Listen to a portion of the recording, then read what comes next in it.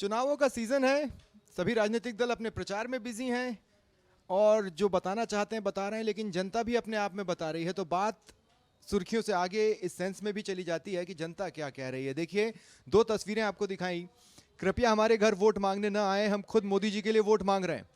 ये पब्लिक का मूड है और पब्लिक का मूड और भी है। अगर आप दूसरी तस्वीर देखेंगे, हमारी भूल कमल का फूल, न वोट न सपोर्ट।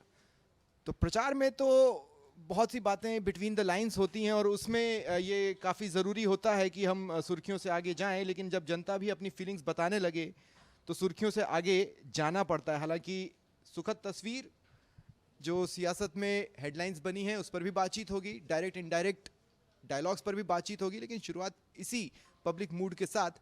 मेरे साथ राहुल अवस्थी और दिनेश कसाना जुड़ रहे हैं। शुरुआत राहुल, पब्लिक का मूड है और ये भी सुर्खियों से आगे ही है।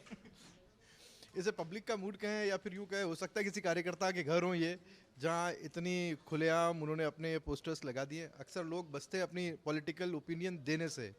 हर आदमी तटस्थ रहना चाहता, उसको पता नहीं कब क्या स्विंग हो, नुकसान नहीं झेलना चाहता। ये तो कार्यकर्ता कलर्ड फोटोग्राफ निकलवाता। देखिए, मैं आपको बता इतना तो पैसा आया है।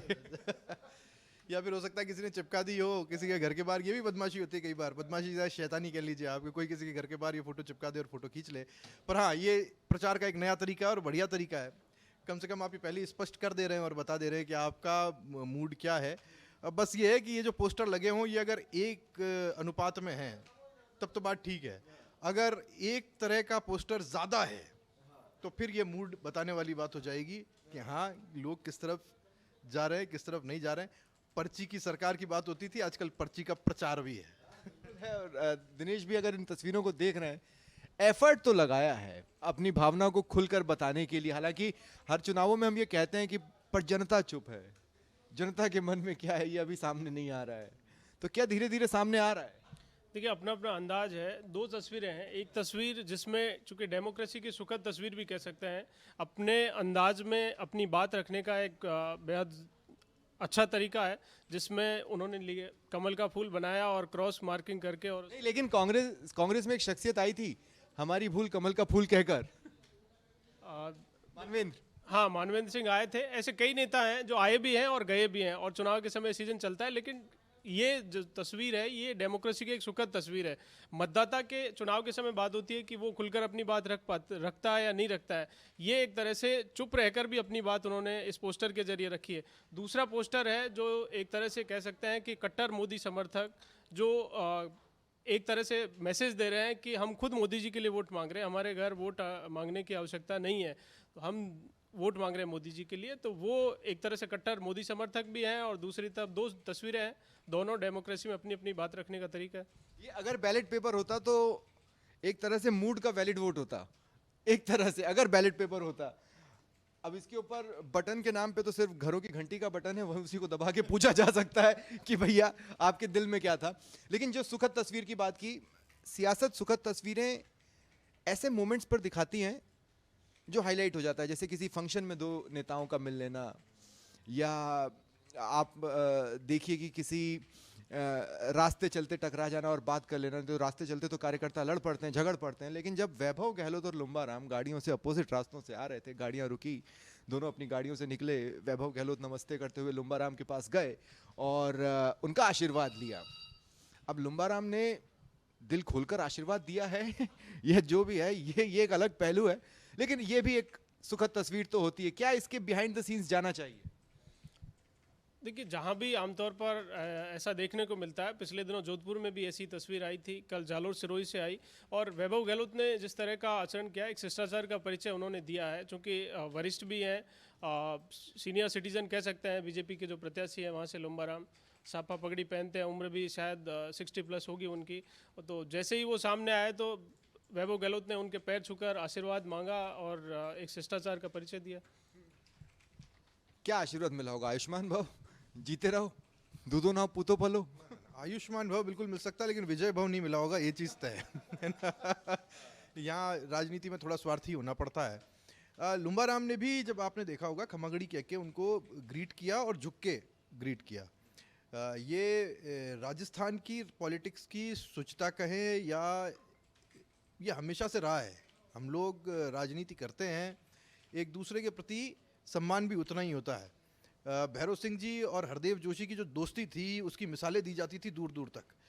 कहने को कट्टर प्रतिद्वंदी थे, वैचारिक रूप से कोई चीज़ एक दूसरे से नहीं मिलती थी, लेकिन बावजूद इसके जब हरदेव जोशी अपनी मृत्युशैया पे थे, आखिरी वक्त गिन रहे थे, तब भैरव सिंह जी उन नेताओं में से एक थे जो सबसे ज़्यादा बार उनसे मिलने के लिए जाते थे और हंसी ठिठोली हुआ करती थी। तो ये राजस्थान की राजनीति की बहुत अच्छी तस्वीर है जो मुझे दिखाई दी है। ठीक है, चुनाव अपनी जगह है, वैचारिक लड़ाई अपनी जगह है, लेकिन शिष्टाचार अपनी जगह है जिसके साथ कॉम्प्रोमाइज़ नहीं हो सकता, वो नहीं गिरना चाहिए। वो इस तरह ऐसा तो नहीं कि हम सावन का अंधा होके हरियाली सोच रहे हैं, नहीं तो हमने तो शांति धारीवाल और प्रहलाद गुंजल को भी देख लिया, वो तो और भी तस्वीरें देखी हैं अभी। वो तो एक ही पार्टी में, आप तो नागौर का भी जिक्र कर रहे हैं, वहाँ भी वहाँ भी ऐसा ही हुआ है। हनुमान बेनीवाल का भी ऐसी सुखद तस्वीर दिखाएं तो माने। हनुमान बेनीवाल का अपना स्वभाव है। हनुमान बेनीवाल अपनी तरह की राजनीति करने के लिए जाने जाते हैं। जिस दिन उन्होंने इस तरह की ग्रीटिंग शुरू कर दी, उस दिन हनुमान बेनीवाल रहेंगे नहीं। हनुमान बेनीवाल का कहना चाहिए उनकी यूएसपी यही है कि वो हनुमान बेनीवाल है। उनका तौर तरीका ये खड़ा है, अखड़ नहीं कहूँगा मैं उन्हें, सीधा है, और उसमें लाग लपेट नहीं, उसमें शहद चाशनी नहीं है। अपोजिट धड़े आपस में प्रेम से मिल रहे हैं, लेकिन एक अलग तरह का मेल। राहुल, बड़ी इंटरेस्टिंग खबर है, आपने भी ये खबर ब्रेक की है आज। बड़ी इंटरेस्टिंग खबर है कि दो अपोजिट धड़े एक दूसरे को धन्यवाद कह रहे हैं। किरोड़ी लाल मीणा, उनका एक बयान चर्चाओं में आता है जब वो कहते हैं कि 5 दिन से घूम रहा हूँ, सबको समझाने की कोशिश कर रहा हूँ, सब जातियाँ समझ रही हैं, पर SC ST खासकर मीणा तो समझ ही नहीं रहे, जाते हैं तो कहते हैं आग लगन दे मोदी में। ये किरोड़ी लाल मीणा ने कहा। और देखिए, गोविंद सिंह डोटासरा यूं किरोड़ी लाल मीणा का 50 बार विरोध कर ले कि ईडी का छापा, फलाना छापा, ढिमाका छापा, लेकिन जब ये वीडियो वायरल हुआ तो उन्होंने शुक्रिया करते हुए ट्वीट कर दिया कि आखिर सच जुबान पर आ गया, धन्यवाद किरोड़ी जी। देखिए, दौसा और टोंक सवाई माधोपुर 2 सीटों को लेकर किरोड़ी लाल मीणा के गले की फांस बन गई है। जब से, चूंकि पिछले दिनों आपने देखा होगा, जब से नॉमिनेशन फाइल हुए, किरोड़ी लाल मीणा अपने भाई के लिए टिकट मांग रहे थे, लेकिन उसके बाद जब टिकट फाइनल हुए तो किरोड़ी लाल मीणा दौसा में प्रचार के लिए नहीं जा रहे थे, टोंक सवाई माधोपुर नहीं गए, अभी तक भी नहीं गए, और जयपुर ग्रामीण में प्रचार कर रहे थे। लेकिन जब से ऊपर से डंडा आया है, किरोड़ी लाल मीणा ने जो बयान जिसका आप जिक्र कर रहे हैं वीडियो का, एक तरह से सीधे तौर पर मोदी जी को कह नहीं सकते, वो इनडायरेक्ट वे में उन्होंने मंच के जरिए, पब्लिक मीटिंग के जरिए अपनी बात कह दी है कि मैं कहाँ तक हेल्प कर सकता हूँ। आरक्षण का एक ऐसा मुद्दा बन गया है जो SC और ST दोनों समुदायों में एक तरह से अनसिक्योरिटी फील हो रही है कि अगर बीजेपी गवर्नमेंट बनती है तो हो सकता है कि हमारा आरक्षण खत्म कर दिया जाए, जिस तरह से संविधान बदलने की बातें हो रही है। तो ये मोदी जी को सीधे तौर पर नहीं कह के उन्होंने अपनी बात है वो इनडायरेक्ट वे में पहुँचा दी है। नहीं, मैं अमूमन ये कहता हूँ राहुल, आपने मेरे मुंह से सुना होगा कि किसकी क्या खता है, किरोड़ी को सब पता है। वो बहुत अच्छे CBI ऑफिसर हो सकते थे, वो बहुत अच्छे ED में अधिकारी हो सकते थे, और जो कहते हैं ना कि बक्कियां उधेड़ देना, वो वैसा कर सकते थे। अब किसकी क्या खता है ये किरोड़ी को पता है। आरक्षण पर क्लियर स्टैंड का न होना, या जाति को जाति के सेंस पे न देखना, क्या ये धीरे धीरे कुछ पॉकेट्स में भारी पड़ रहा है? किरोड़ी डॉक्टर भी हैं, है ना, वो एक कहते हैं ना किसकी क्या खता है, उनको पता है किसका क्या मर्ज है, ये भी उनको पता है। लेकिन फिलहाल वो खुद एक मर्ज से गुजर रहे हैं जिसका इलाज ढूंढने का केंद्रीय नेतृत्व जो है वो कोशिश कर रहा है। और इस बीच परेशानियां किरोड़ी की बढ़ गई हैं। बहुत सही कहा दिनेश ने, ये मैसेज था उनका किसी को पहुंचाने का, और वो किसी डोटासरा नहीं थे, वो किसी डोटासरा से बहुत आगे थे, और वहाँ वो मैसेज पहुंचा। आसरा तो जॉन्टी रोड्स बने हैं। डोटासरा ने उसको लपक लिया। डोटासरा मेरे ख्याल से पॉलिटिकली अवेयर बहुत कम पॉलिटिशियंस में से एक है जो ऐसे मौके ढूंढते हैं और लपकते हैं। उन्होंने बिल्कुल लपक करके इसको लिया और धन्यवाद दे दिया किरोड़ी को, ये कहते हुए। देखिए, उनके पास भी दौसा एक ऐसी सीट है जहाँ वो इस बात को मानती है कांग्रेस कि ये सीट निकल सकती है, कांग्रेस इस सीट को निकाल सकती है, कंफर्टेबल हो सकती है। लेकिन जहाँ तक बीजेपी का ताल्लुक है, उसके लिए ये सीट गले की फांस बनी हुई है। बीजेपी सोच रही थी कि in the name of Kirori Lal Meena उनको इस सीट पे बहुत ज़्यादा एडवांटेज मिल जाएगा, लेकिन किरोड़ी लाल मीणा का ये बयान उनका सरेंडर दर्शाता है। ये बताता है कि ही इज़ हेल्पलेस। कई पॉकेट, इसीलिए तो तमाम हथकंडे अपनाए जा रहे हैं ना। आप देखिए, जैसे आपको याद होगा किरोड़ी लाल मीणा का एक बयान जिस पर हम परसों डिस्कशन कर रहे थे, जिसमें उन्होंने कहा था कि महुआ से अगर नहीं हुआ तो मैं त्यागपत्र दे दूंगा, मैं मंत्री पद छोड़ दूंगा। वो भी उस बयान के बाद जब सचिन पायलट ने कहा कि आपके मंत्री नहीं जाने वाले कहीं पर। देखिए, सवाल ये है स्वप्निल कि अचानक किरोड़ी लाल मीणा इतने हार्ड स्टेटमेंट क्यों दे रहे हैं। किरोड़ी लाल मीणा नॉमिनेशन में नहीं गए, लक्ष्य जो वहाँ से बीजेपी प्रत्याशी हैं उनके, उसके बाद प्रचार करने नहीं गए थे, और जब से चूँकि मोदी जी का जिस दिन रोड शो हुआ उसके अगले दिन उन्होंने महुआ में सभा की, और पहली सभा में उन्होंने कह दिया कि मैं अपना त्यागपत्र मंत्री पद से दे दूंगा, चूँकि महुआ से वो निर्वाचित विधायक नहीं है, इस समय सवाई माधोपुर से हैं, उनका भतीजा वहाँ से है, लेकिन उनकी जन्मभूमि है, तो उन्होंने स्पष्ट कह दिया कि मैं त्यागपत्र दे दूंगा अगर महुआ से बीजेपी नहीं जीती। तो ये सीधा सीधा दर्शाता है किरोड़ीलाल मीणा के ऊपर एक बहुत बड़ा दबाव है पार्टी का, और उन्होंने क्लियर कट शायद मैसेज दे दिया गया है। उससे अगले दिन सचिन पायलट महुआ में थे और सचिन पायलट ने कहा कि मुरारीलाल मीणा के सांसद बनने से किसी का मंत्री पद नहीं जाएगा, और उन्होंने सीधा मैसेज एक मीणा समुदाय को दिया सचिन पायलट ने कि आप इस बार मुरारी को चुनिए, किरोड़ीलाल जी का कुछ नहीं बिगड़ने वाला, वो मंत्री हैं और मंत्री रहेंगे, क्योंकि मीणा समाज के तो जनाधार वाले नेता किरोड़ीलाल ही हैं। तो सचिन पायलट ने ये बात वहाँ तक पहुँचा दी आम जनता तक, लेकिन उसके बाद किरोड़ीलाल का पलटवार आता है। आज फिर सचिन पायलट ने कहा है कि कृपा करके मेरी तो विनती है कि आप मंत्री पद मत त्यागिए, बहुत मुश्किल से बने। लेकिन अब देखिए क्या होता है ना, अंतर होता है। जैसे राहुल गांधी का फ्लाइंग केस और किरोड़ीलाल मीणा का फ्लाइंग केस, जमीन आसमान का अंतर होता है। लेकिन वो फ्लाइंग केस वाले किरोड़ीलाल मीणा और ये बयान वाले किरोड़ीलाल मीणा, और वो भी महज 48 घंटों के भीतर। वो फ्लाइंग केस अपने किसी कार्यकर्ता को अपना प्रेम दर्शाने की कोशिश थी, जिससे वो बड़े वक्त बाद मिले थे, लेकिन उनको ये भी पता था कि पीछे मोदी देख रहे हैं, इसलिए वो बड़ा चुपके चुपके से फ्लाइंग केस थी वो। और वो राहुल गांधी जैसी नहीं थी खुले में इजहार करना, या उस फ्लाइंग ओपन कार से खुला क्या चाहिए आपको? और मोदी का रोड शो, आप ये कहेंगे कि मोदी का रोड शो फीका होता है क्या? संकोच भरा फ्लाइंग केस था, और एक मंत्री होने के नाते वो थोड़ा संकोच कर रहे थे। राहुल गांधी का बड़ा दर्शाता हुआ होता है और बताता हुआ होता है। किरोड़ीलाल मीणा इस वक्त एक दुविधा की स्थिति में पड़े हुए हैं, और उनको इससे निकलने की कोशिश कैसे करनी है, इसका इलाज भी उन्हीं को खोजना है, और बहुत ज़्यादा वक्त उनके पास है नहीं। खास तौर पर दौसा और सवाई माधोपुर, हालांकि ये दोनों सीट्स अलग अलग टाइम पे हैं दोनों के चुनाव, लेकिन दोनों ही सीट्स उनके गले की फांस बनी रहेगी, और यहाँ से उनका आने वाला क्या पारितोषिक बनता है, या फिर उनके लिए इसके परिणाम कुछ उल्टा लेकर के आते हैं, जिसका जिक्र सचिन पायलट कर रहे थे, ये उन्हें सोचना होगा। बिल्कुल। और देखिए, क्रिकेट आप लोग बखूबी देखते हैं। अभी थोड़ी देर पहले मैंने जॉन्टी रोड्स की भी बात की, लेकिन मैं एक बात और कहना चाहता हूँ कि जब बल्लेबाज जमकर खेल रहा होता है और गेंदबाज को समझ में नहीं आता कि मैं गुडलैंड डाल रहा हूँ तो भी चौके छक्के पड़ रहे हैं, मैं बहुत अच्छी लाइन लेंथ पकड़ के रखा हूँ तो भी चौके छक्के पड़ रहे हैं, रन बन रहे हैं, तो वो फिर बीच में एक रणनीति के तहत बहुत ही लूज बॉल फेंकने की कोशिश करता है कि शायद बल्लेबाज कोई मिस्टेक कर दे और मैं उसका विकेट ले लूं। क्या सीएम भजनलाल शर्मा ने ये प्रयास किया है? उनका ये बयान करौली धौलपुर में सामने आता है जाट आरक्षण को लेकर कि मैंने डॉक्टर शैलेश को दिल्ली भेजा। उस दिन वो मेरे साथ जनसभा में हो सकते थे, लेकिन ओबीसी कमीशन की बैठक थी, मैंने वहाँ पर भेजा ताकि आपकी बात को रखा जा सके। हमने 3 लोगों की कमेटी बनाई, उसकी रिपोर्ट भी हो गई है, जो फ़ायदा मिलना है वो मिलकर रहेगा, ये दावा वो करके गए हैं। तो क्या चूंकि बल्लेबाज आउट नहीं हो रहा था तो सीएम भजनलाल शर्मा ने एक लूज बॉल डाली है ताकि कम से कम बल्लेबाज आउट हो और मेरे ही पवेलियन में आकर बैठे? देखिए, सेम किरोड़ीलाल मीणा वाली स्थिति मुख्यमंत्री भजनलाल शर्मा की है। उनका गृह जिला है भरतपुर, और भरतपुर धौलपुर के जाटों के जो आरक्षण का मुद्दा है वो पुराना है। और एक शब्द अभी राजस्थान के लोकसभा चुनाव में बेहद चर्चाओं में, गंगा जल। 2 समुदाय, राजपूत समुदाय हो या जाट समुदाय हो, लगातार बीजेपी के विरोध में गंगा जल हाथों में लेकर शपथ दिलवा रहा है, कसम खिला रहा है कि हम बीजेपी को वोट नहीं देंगे। राजपूत समाज का अपना एक स्टैंड है और अलग मुद्दा है, लेकिन धौलपुर भरतपुर के जाटों का जो आरक्षण का मुद्दा है वो पुरानी डिमांड है। पिछले दिनों एजिटेशन भी देखने को मिला इस मुद्दे पर, और कमिटमेंट सरकार के थे, अभी तक पूरे नहीं हुए हैं। और जाट समुदाय इस मांग पर वहाँ पर अड़ा हुआ है कि आचार संहिता से पहले हमारी चिट्ठी जाने की या फिर वहाँ से ड्राफ्ट जारी होने की समझौता हुआ था, लेकिन वो हुआ नहीं। और मुख्यमंत्री के गले की फांस तो इसलिए बना हुआ है कि वो खुद भरतपुर से हैं। अगर मुख्यमंत्री अपने गृह जिले से वहाँ से पार्टी को नहीं जिता पाते हैं तो उनके लिए भी वो ठीक नहीं होगा। तो ये एक तरह से मुख्यमंत्री ने पासा है, वो फेंक दिया है कि हम इसके पक्ष में हैं, और ये बहुत बेहद खुशखबरी जाट समुदाय को वहाँ से मिलने वाली है। लेकिन कांग्रेस इस पर ऐतराज़ जता रही है। कांग्रेस कह रही है कि ये तो बीजेपी का जुमला है। गुजर आरक्षण का मुद्दा था तो गुजरों का आरक्षण कांग्रेस पार्टी ने दिया।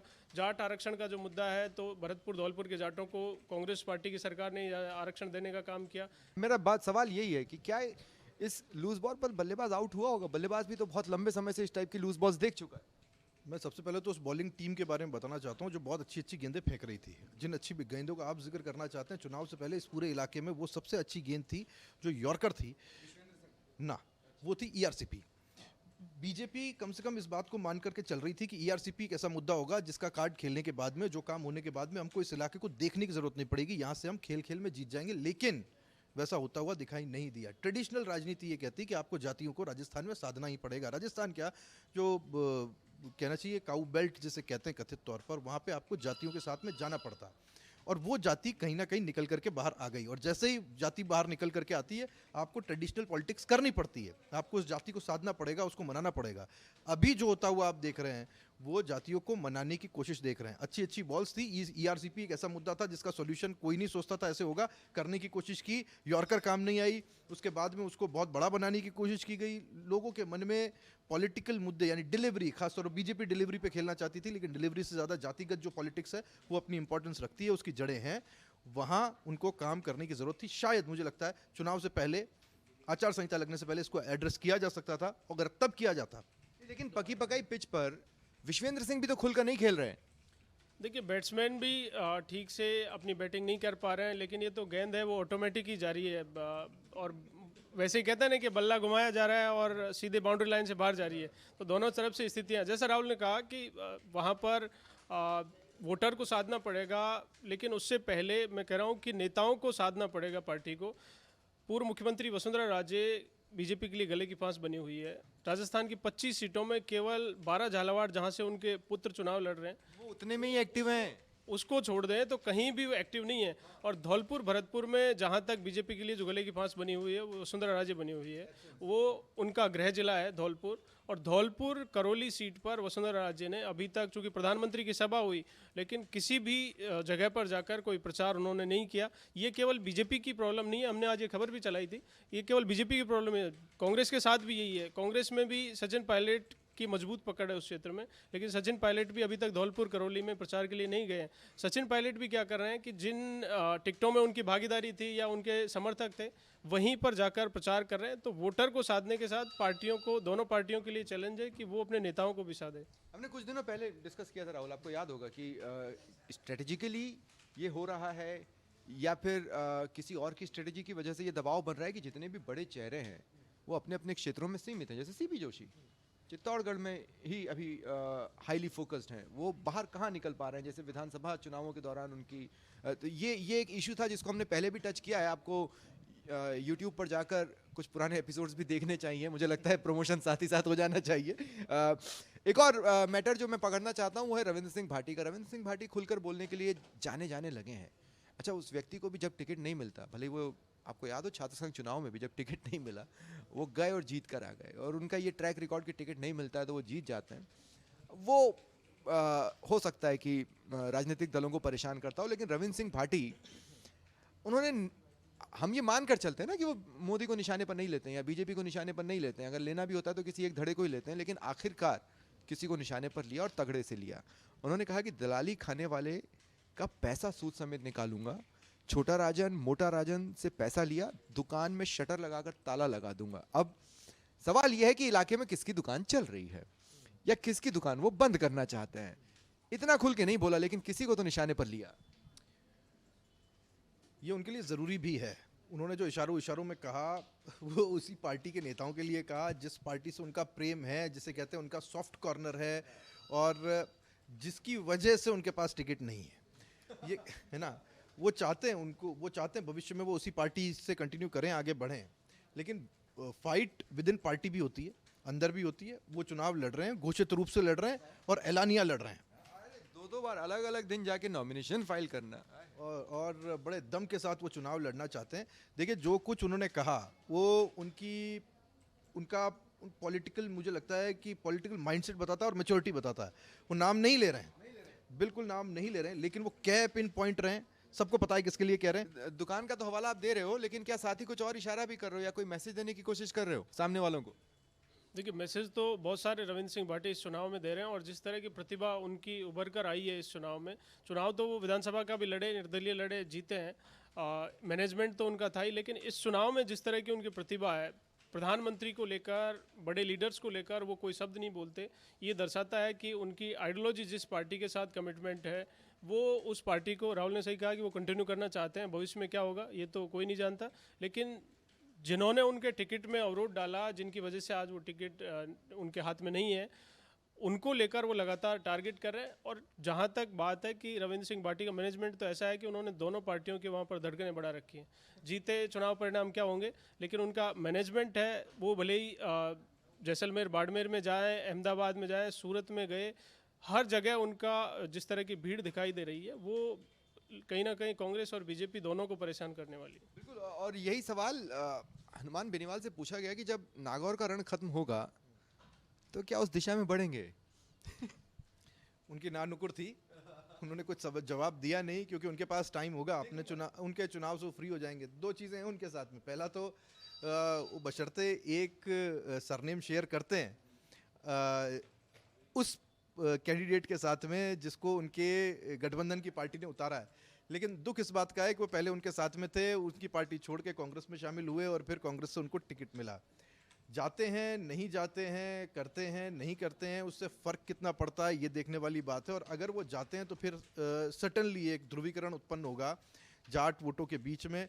और सबसे पहले देखना ये है कि वो नागौर में अपने आप को कितना फंसा पाते हैं। मैं जहाँ तक देखता हूँ वो बहुत मुखर होकर के बोलने वाले नेता हैं, लेकिन इस बार वो वैसे दिखाई नहीं पड़ रहे। उनके अंदर कहीं ना कहीं थोड़ा सा भाव है कि जो सपोर्ट उनको मिलना चाहिए था वो सपोर्ट मिला नहीं है, कांग्रेस से नहीं मिला है। और जब कांग्रेस से नहीं मिला है तो मैं जाकर के कांग्रेस की क्यों वकालत करूं किसी दूसरी सीट पर।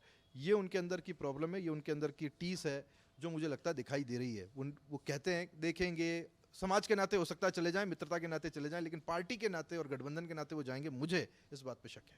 और हालांकि जिस एग्रेसिव अंदाज की बात की जा रही है, प्रचार के अंतिम दौर में आकर हनुमान बेनीवाल थोड़ा सा एग्रेसिव हुए हैं। अब वो दारिया एनकाउंटर और वगैरह सारे इश्यूज को बोलना चालू कर चुके हैं। तो इंटरेस्टिंगली देखना होगा कि जिस कैंडिडेट के समर्थन की बात यहाँ पर की जा रही है उसके लिए वो जाते हैं कि नहीं, ये बिल्कुल एक सवाल बना रहेगा अगले चरण के लिए भी। अब बात कर लेते हैं बीजेपी मैनिफेस्टो की। अंतिम कुछ मिनट्स उस पर भी देना चाहिए। मुझे बहुत अच्छे से याद है 2014 में जब मोदी लहर चुनावों के नतीजों ने साबित किया कि हाँ भाई मोदी लहर थी, तब मैनिफेस्टो में मोदी का नाम 3 बार या मोदी का जिक्र 3 बार आया था।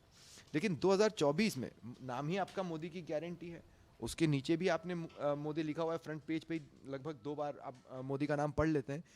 कुल 65 बार जिक्र मैनिफेस्टो में आया है। क्या पार्टी ने अपने आप को एक ही व्यक्ति पर बहुत ज्यादा डिपेंडेंट कर दिया है, ये मैनिफेस्टो दिखा रहा है, या फिर इसमें कोई भविष्य की झलक नजर आ रही है? देखिए स्वप्निल, आज की स्थिति तो ये है कि बीजेपी का मैनिफेस्टो और ये चुनाव ही नहीं, पूरी बीजेपी ही मोदी पर टिकी हुई है और मोदी की गारंटी पर ही ये चुनाव 2024 का लड़ा जा रहा है। न केवल 2024 का चुनाव बल्कि स्टेट्स में भी जो इलेक्शन होते हैं असेंबली के, वो भी मोदी के चेहरे पर, मोदी की गारंटी पर लड़े गए। राजस्थान में भी यही हुआ, सरकार बनी।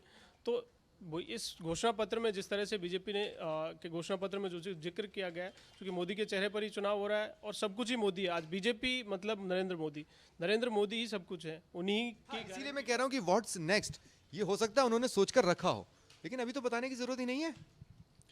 उन्होंने विजन रखा है 2047 तक का। अब क्या 2047 तक इस विजन डॉक्यूमेंट में आपको हर बार मोदी मोदी दिखाई देंगे? ये एक प्रश्न है, सवाल है। या फिर इस मोदी को कोई दूसरा रिप्लेस कर देगा आने वाले समय में, वो 65 बार किसी और का नाम आएगा। अभी बिल्कुल सही कहा दिनेश ने, आज का जो कालखंड है, आज का जो वक्फा है, आज की जो अवधि है, वो पूरी तरह से मोदीमय है। न सिर्फ भारतीय जनता पार्टी, मैं तो कहूँगा पूरी राजनीतिक परिप्रेक्ष्य, या तो आप मोदी के साथ हैं या फिर मोदी के अगेंस्ट हैं। वैचारिक लड़ाइयाँ भी गायब हो गई हैं, कहीं कोई वैचारिक लड़ाई दिखाई नहीं देती। मैनिफेस्टो में बिल्कुल सही है, आप देखेंगे वो मोदी की छाप होनी थी। मोदी इतने लार्जर देन लाइफ हो गए हैं भारतीय जनता पार्टी के लिए कि आप मोदी के अलावा बीजेपी की इस वक्त कल्पना ही नहीं कर सकते। तो 64-65 बार नाम आया है जैसा कि आप कह रहे हैं।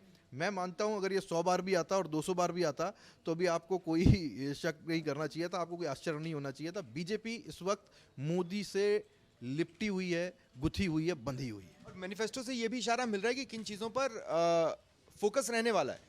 जैसे आप देखेंगे महंगाई पर कुछ खास फोकस रहने वाला नहीं है। 2009 में महंगाई का जिक्र 6 बार आता है, 2014 में 7 बार, 2019 में 1 बार भी नहीं, 0, और 2024 में फिर 1 बार। मतलब ऐसा लगता है कि शायद कम फोकस महंगाई पर रखा गया, लेकिन इंफ्रास्ट्रक्चर पर बहुत फोकस नजर आता है। 2009 में 50 बार जिक्र था मैनिफेस्टो में, 2014 में 31 बार, 2019 में 38 बार और 2024 में 59 बार। अगर इस देश में सबसे ज़्यादा किस चीज़ की ज़रूरत है तो वो इंफ्रास्ट्रक्चर की। आप सड़क में ले ले, चाहे किसी भी दूसरी चीज़ में ले लीजिए, इंफ्रास्ट्रक्चर पे अब चाहे कोई भी सरकार हो वो काम करती, इस एरा के अंदर करती। लेकिन मोदी ने जिस कहना चाहिए वॉर फुटिंग पर इंफ्रास्ट्रक्चर को लिया है, वो शुरुआत से दिख रहा था 2014 से लेकर आज तक इंफ्रास्ट्रक्चर के क्षेत्र में।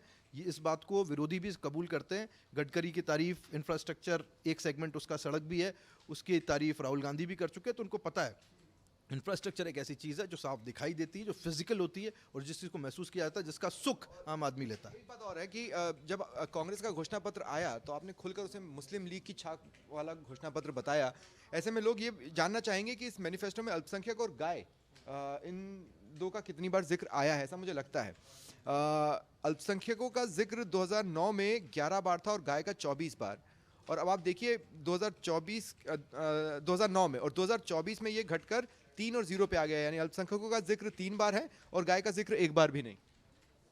देखिए स्वप्निल, पहले तो मैं बताऊंगा, आपने जो बात कही कि इसमें महंगाई और बेरोजगारी का जिक्र नहीं है, तो वो तो उन्होंने विपक्ष के लिए छोड़ दिया है कि आप इस पर नहीं, रोजगार का जिक्र है लगभग 30 बार। जैसा कहा अल्पसंख्यकों की, तो ये बीजेपी ने अपनी यूएसपी भी बना लिया है। माइनॉरिटी को तो वो टिकट देते ही नहीं है, लेकिन कांग्रेस भी अब उसी रास्ते पर चल रही है। कांग्रेस ने भी राजस्थान का इस बार का लोकसभा चुनाव देखें तो हर बार का पिछला ट्रैक रिकॉर्ड रहा है कि चाहे चूरू से दें, टोंकसवाई माधोपुर से दें या जयपुर शहर से दें, कहीं से भी एक टिकट भी कांग्रेस पार्टी देती थी। लेकिन इस बार कांग्रेस पार्टी ने भी माइनॉरिटी को एक टिकट नहीं दिया है। तो बीजेपी तो कांग्रेस को भी मजबूर कर रही है कि आप चलिए हमारे पीछे पीछे। 80-20 का जो चुनाव होता है वो कांग्रेस पार्टी कोशिश करती है, लेकिन चल नहीं पा रही है उस रणनीति पर।